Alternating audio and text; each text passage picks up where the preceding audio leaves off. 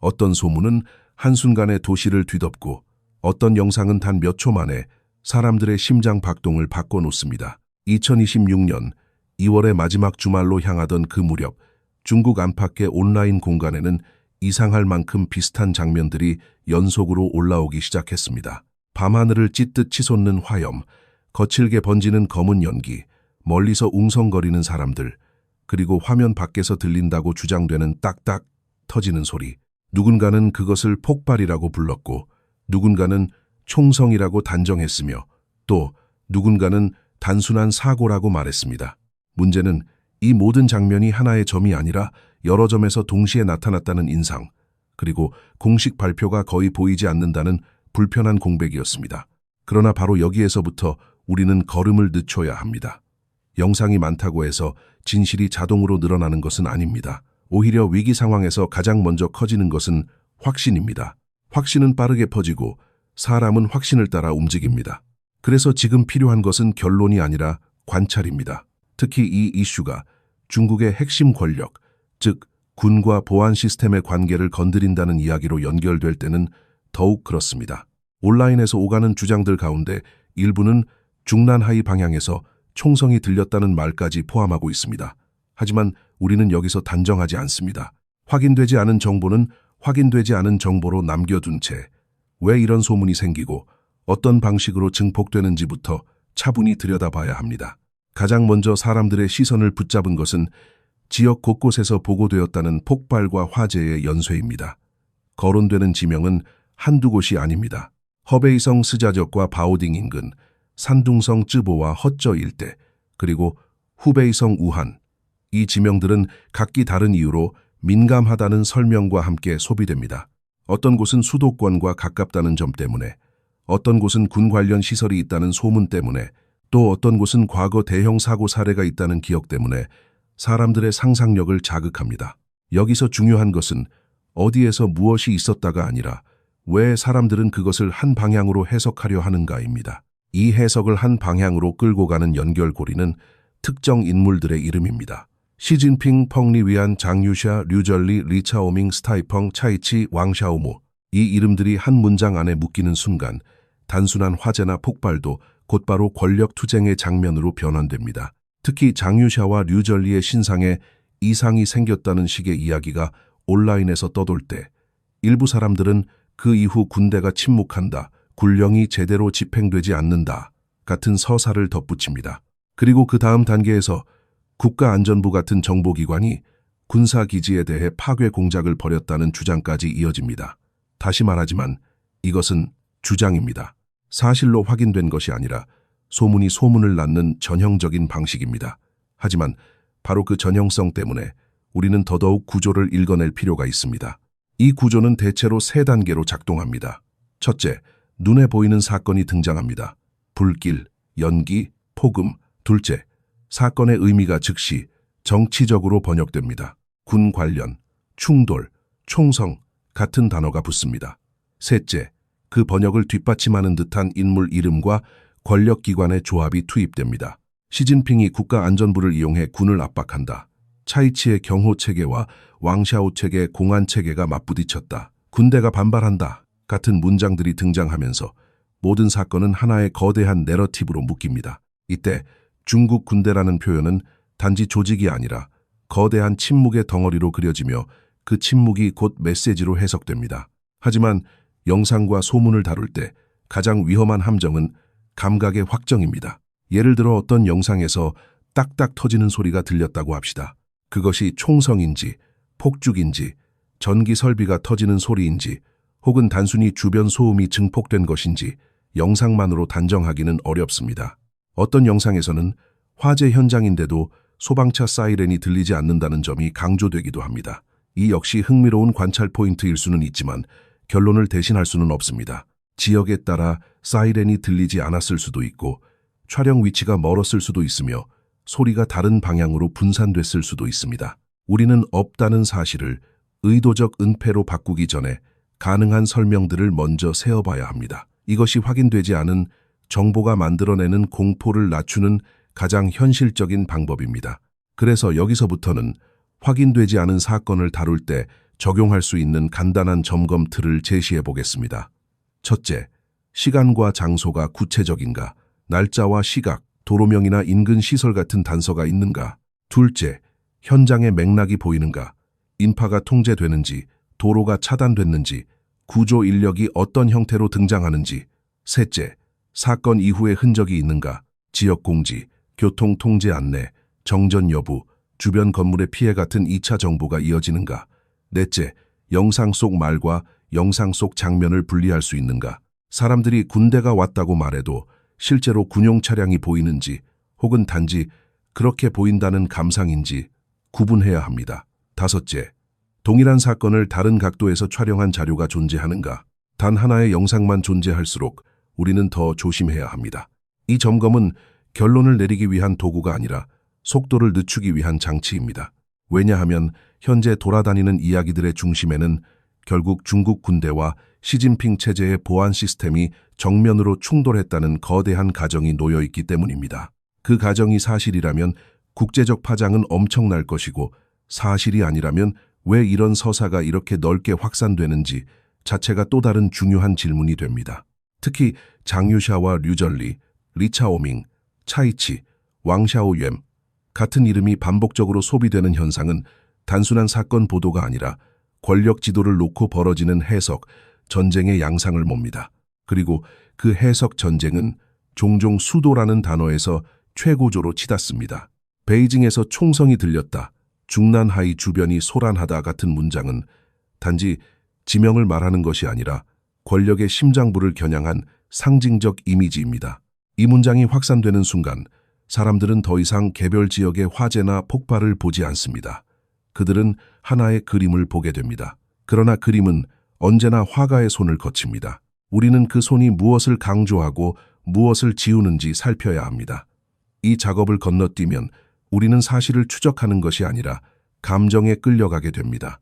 지금까지 우리는 무슨 일이 벌어졌는가 보다 어떻게 이야기로 묶이는가를 먼저 살펴보았습니다. 다음으로는 이 이야기들이 온라인 공간에서 어떤 방식으로 증폭되는지, 특히 특정한 반응 패턴이 왜 반복되는지에 대해 더 깊이 들어가야 합니다. 그 패턴을 읽어내면 사건 자체가 확인되지 않더라도 최소한 정보전의 방향과 긴장감이 어느 지점에서 높아지는지 파악할 수 있습니다. 그리고 그 과정은 결국 우리가 불안에 휩쓸리지 않으면서도 현실을 놓치지 않는 방법으로 이어질 것입니다. 그렇다면 온라인에서 확산되는 이야기의 증폭 장치는 무엇일까요? 많은 사람들은 사건 자체보다도 사건을 둘러싼 반응, 특히 놀라울 만큼 비슷한 문장들이 한꺼번에 쏟아지는 순간에 더 강한 확신을 갖습니다. 그건 총성이 아니라 폭죽이다. 나는 그곳에 있는데 아무 일도 없었다. 이런 말들이 같은 시간대에 반복될 때 사람들은 오히려 무언가를 숨기고 있다는 인상을 받곤 합니다. 하지만 여기에서도 우리는 한 번 더 조심해야 합니다. 반응이 통일되어 보인다는 사실이 곧 사건의 실체를 증명하는 것은 아닙니다. 다만 그 주제가 민감하다는 신호일 수는 있습니다. 그래서 오늘은 사건의 진위를 단정하기보다 왜 이런 반응 패턴이 나타나는지, 그리고 그 패턴이 특정 인물과 기관의 이름을 어떻게 더 강하게 끌어당기는지 살펴보려 합니다. 먼저 폭죽이라는 설명이 반복되는 장면을 생각해 봅시다. 이 설명은 단순합니다. 사람들의 불안을 명절 소음이라는 친숙한 언어로 바꿔버립니다. 그러나 바로 그 단순함 때문에 역효과가 발생할 수 있습니다. 왜냐하면 명절 기간의 폭죽은 지역마다 다를 수 있지만 베이징 같은 수도에서는 통제가 강하다는 인식이 널리 퍼져 있기 때문입니다.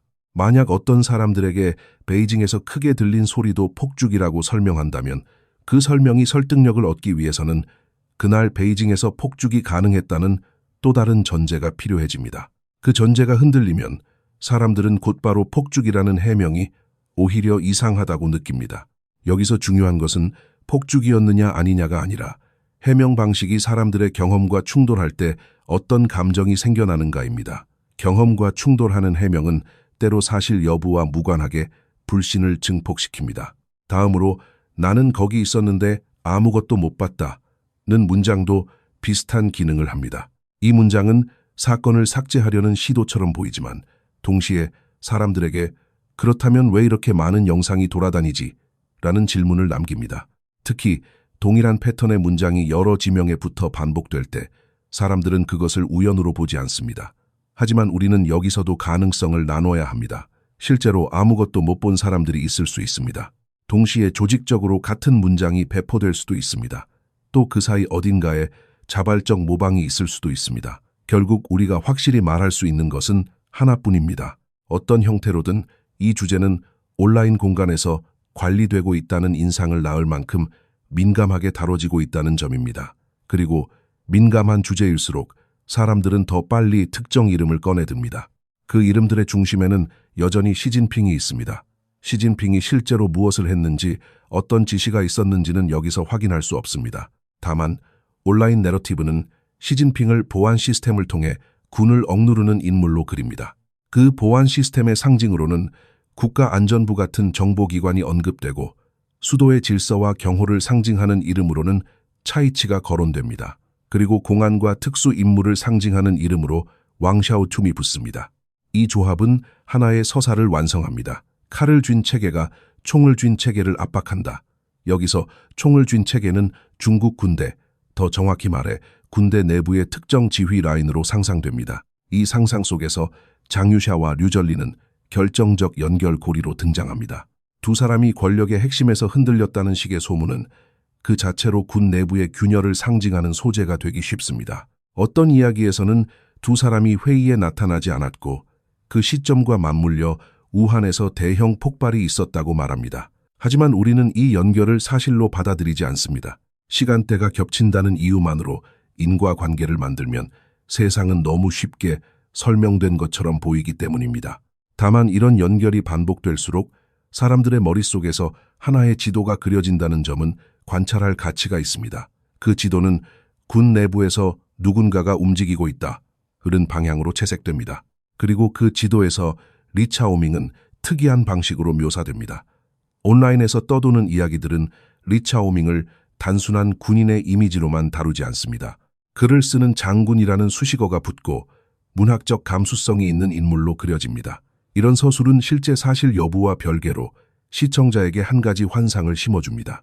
생각하는 군인이 결단을 내릴 수 있다는 환상입니다. 그래서 리차오밍이라는 이름이 중국 군대가 한 목소리로 움직이는 순간에 상징처럼 사용되곤 합니다.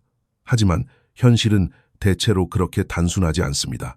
조직은 한 사람의 감수성만으로 움직이지 않고 권력의 흐름은 소설처럼 직선으로 흘러가지 않습니다. 그럼에도 불구하고 이런 캐릭터화가 유효한 이유는 복잡한 현실을 한 인물의 서사로 압축해주기 때문입니다.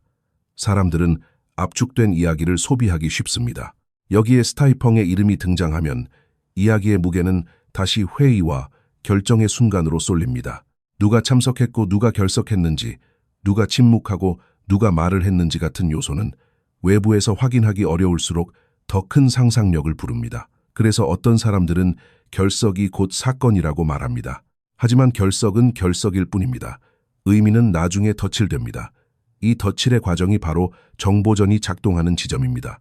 우리는 덧칠의 재료가 무엇인지 확인해야 합니다.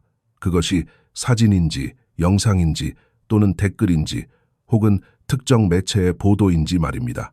이때 펑리위안이라는 이름이 가진 기능은 조금 다릅니다. 펑리위안은 권력 구조의 기관이 아니라 대중감정의 상징으로 등장합니다. 산둥성 허쩌가 펑리위안의 고향이라는 식의 언급이 붙으면 지역의 사건은 곧바로 가족과 권력의 사적 영역으로 연결됩니다. 이것은 대단히 강한 감정적 장치입니다. 사람들은 제도보다 가족을 더 직관적으로 이해하고 권력을 더 쉽게 의심합니다. 하지만 우리는 여기서도 한 번 더 선을 그어야 합니다. 지명과 인물의 개인사를 붙이는 방식은 사실 확인이 어려운 만큼 오해를 낳기 쉽습니다. 따라서 이 부분은 언제나 온라인에서 그렇게 연결해 해석하고 있다는 수준에서만 다뤄져야 합니다. 결국 지금까지의 흐름을 정리하면 이렇습니다. 첫째, 여러 지역의 화재와 폭발이라는 현상이 있다. 둘째, 그 현상은 중국 군대와 보안체계의 충돌이라는 서사로 번역된다. 셋째, 그 번역을 강화하기 위해 시진핑, 차이치, 왕샤오좀, 장유샤, 류절리, 리차오밍, 스타이펑, 펑리위안 같은 이름들이 반복적으로 호출된다. 그리고 넷째, 온라인에서 통일된 반응처럼 보이는 댓글 패턴이 그 서사를 더 자극한다. 이 모든 과정은 사실 여부와 무관하게 사람들의 감정을 끌어올리고 불안을 확신으로 바꾸는 기계처럼 작동합니다. 하지만 여기서 우리가 놓치지 말아야 할 것이 있습니다. 불안이 커질수록 사람들은 하나의 불씨만 있으면 된다는 말을 쉽게 믿습니다. 누군가가 앞장서면 군이 일어나고 한 곳에서 시작되면 전국이 따라간다는 식의 상상 말입니다. 역사는 때때로 그런 방식으로 움직이기도 했습니다. 그러나 현대의 권력 구조는 더 복잡하고 정보는 더 빠르며 통제도 더 정교합니다. 그래서 우리는 가능성을 이야기하되 필연처럼 말하지 않아야 합니다. 그래야만 이 콘텐츠가 공포를 파는 이야기가 아니라 현실을 읽는 기록이 될 수 있습니다. 이제 다음 단계에서는 이런 서사가 단지 사건과 댓글로만 유지되는 것이 아니라 왜 특정한 이미지 한 장으로 폭발력을 갖게 되는지 살펴볼 필요가 있습니다. 한 장의 사진, 짧은 몇 초의 장면이 어떻게 민심과 정통성이라는 단어를 끌어내고 그 결과가 다시 중국 군대와 권력 핵심의 이야기로 되돌아오는지 그 연결을 조심스럽게 따라가 보겠습니다. 그 연결의 핵심에는 이미지가 있습니다. 사실이 완전히 확인되지 않은 사건들은 오래 버티기 어렵습니다. 시간이 지나면 사람들은 피로해지고 관심은 옮겨갑니다. 그런데도 어떤 이야기는 계속 살아남습니다. 그 이유는 종종 한 장의 사진, 몇 초짜리 장면이 사건보다 더 강한 감정을 만들어내기 때문입니다. 온라인에서 널리 회자된다는 그 사진은 시진핑과 펑리 위안이 누군가의 도움을 받는 장면으로 해석되며 퍼졌습니다. 누군가는 신발끈을 묶어준다, 누군가는 구두를 닦는다고 말했습니다. 그리고 그 해석은 곧바로 특권이라는 단어로 이어졌습니다. 이 지점에서 우리는 사실 확인과 별개로 왜 이런 이미지가 대중의 감정을 그렇게 빠르게 끌어올리는지부터 봐야 합니다. 정치에서 상징은 현실을 대체할 때가 있습니다. 사람들은 제도나 문서보다 장면을 기억하고 숫자보다 표정을 기억합니다. 그래서 권력의 세계에서 가장 위험한 것은 정책 실패가 아니라 상징의 붕괴일지도 모릅니다. 시진핑과 펑리 위안의 그 장면이 사실 어떤 맥락에서 촬영됐는지, 누구인지, 언제인지가 완전히 확정되지 않았다고 해도 이미지는 이미 작동하기 시작합니다. 어떤 사람들은 그것을 루마니아의 독재자 부부였던 차우셰스쿠에 빗대며 권력이 오래 지속되면 인간은 이렇게 변한다는 감정적 결론을 내립니다. 이런 비교는 과장일 수 있고 정치적 목적을 가진 수사일 수도 있습니다. 그러나 비교 자체가 퍼진다는 사실은 사람들의 마음속에 권력과 민심의 거리감이 얼마나 쌓였는지를 보여주는 지표가 될 수 있습니다. 이때 흥미로운 지점이 하나 있습니다. 영상과 사진이 퍼질수록 사람들은 외부의 적보다 내부의 균열을 먼저 떠올립니다. 누가 이런 장면을 찍었을까? 왜 하필 지금 퍼졌을까? 이전에 존재했는데도 왜 이제야 확산됐을까? 이런 질문이 나오면 곧바로 한 문장이 따라붙습니다. 당 내부에서 누군가 시진핑을 흔들고 있다. 확인할 수 없는 영역이지만 서사는 그렇게 완성됩니다. 그리고 그 서사는 다시 앞에서 말했던 폭발과 화재의 이야기로 되돌아갑니다. 사건들은 사실 여부와 상관없이 한 장의 사진 덕분에 더 믿을 만한 것처럼 보이기 시작합니다. 대중의 감정은 저런 특권을 누리는 권력이라면 군대와 충돌하는 일도 가능할 것이라고 스스로 논리를 만들어냅니다. 이것이 이미지가 갖는 증폭력입니다. 여기서 우리는 중국 군대라는 존재가 어떻게 이 이야기에서 침묵하는 판관으로 설정되는지 봐야 합니다. 온라인 내러티브는 중국 군대를 거대한 단일체로 그리면서 동시에 200만이 있지만 한 목소리가 없다는 식으로 묘사합니다. 즉, 조직은 크지만 지도자 부재 상태라는 설정입니다. 그래서 사람들은 장유샤와 류절리 같은 이름을 더 자주 부릅니다. 그들이 흔들렸다는 소문이 사실이든 아니든 그 이름들은 군 내부의 상징이 됩니다. 그리고 리차 오밍이라는 이름이 다시 호출됩니다. 누군가 한 번만 외치면 된다는 상상이 등장하면서 군대의 반응은 마치 폭풍전야처럼 그려집니다. 하지만 이것은 서사입니다. 서사는 몰입을 만들지만 서사가 사실을 대신해서는 안 됩니다. 그래서 결론부로 가기 전에 우리는 가능한 설명을 다시 세 가지로 정리할 필요가 있습니다. 첫째, 각지의 폭발과 화재가 산업사고나 우발적 사건일 가능성입니다. 큰 나라에서는 사고도 동시다발적으로 보일 수 있습니다. 둘째, 특정 지역의 보안 사건, 예를 들어 불법 폭발물이나 시설 관리 문제로 인해 사건이 났을 가능성입니다. 셋째, 가장 논쟁적인 가정, 즉 일부 소문에서 말하듯 시진핑 체제의 보안기관과 중국 군대 내부의 일부 세력이 실제로 충돌했을 가능성입니다. 이 셋 중 무엇이 진실인지 우리는 여기서 단정하지 않습니다. 다만 우리는 이 세 가지가 어떻게 경쟁하는지, 어떤 증거가 등장할 때 각각의 가능성이 강화되는지 기준을 세울 수 있습니다. 그 기준은 생각보다 단순합니다. 첫째, 공식 발표와 후속 조치가 나오느냐, 도로 통제, 주민 대피, 지역 정부 공지, 수사 발표 같은 형태가 뒤따르느냐. 둘째, 관련 인물의 공개 활동이 어떻게 변화하느냐, 시진핑, 펑리 위안, 차이치, 왕샤오피암 같은 핵심 인물들이 어떤 행사에 등장하고 어떤 메시지를 내는지, 장유샤와 류전리, 리차오밍, 스타이펑 같은 이름이 어느 맥락에서 언급되는지 관찰할 필요가 있습니다. 셋째, 당 기관지나 관영 매체의 어휘가 어떻게 변하느냐. 과거 중국 내부를 관찰하던 사람들은 글의 행간에서 변화를 읽어냈다고 말합니다. 오늘날에는 그 행간에 더해 온라인에서의 반응 패턴까지 함께 봐야 합니다. 단정은 위험하지만 패턴 관찰은 가능하기 때문입니다. 이야기의 마지막에서 원문은 이 흐름을 국제 이슈로 확장합니다. 이란에서 다시 프로테스트가 시작됐다는 주장, 미국이 항공모함 전단을 추가로 투입한다는 이야기, 그리고 도널드 트럼프의 선택이 핵 문제 해결에 머무를지 정권 변화까지 갈지에 대한 논쟁이 이어집니다. 여기서도 우리는 조심해야 합니다. 국제 정치는 언제나 복수의 이해관계가 겹쳐 움직입니다. 다만 원문이 이 이슈를 끌어오는 목적은 분명합니다. 이란이 흔들리면 중동의 균형이 바뀌고 그 충격은 베이징과 모스크바 같은 권위주의 체제에 심리적 압박을 준다는 프레임입니다. 그래서 원문은 린지 그레이엄 같은 인물을 언급하며 강경론을 강조하고 J.D. 벤스의 신중론을 비판합니다. 이것은 분석이라기보다 설득의 톤에 가깝습니다. 설득은 콘텐츠의 힘이지만 설득이 강해질수록 우리는 사실 확인의 거리도 함께 유지해야 합니다. 결국 오늘의 이야기는 한 문장으로 요약될 수 있습니다.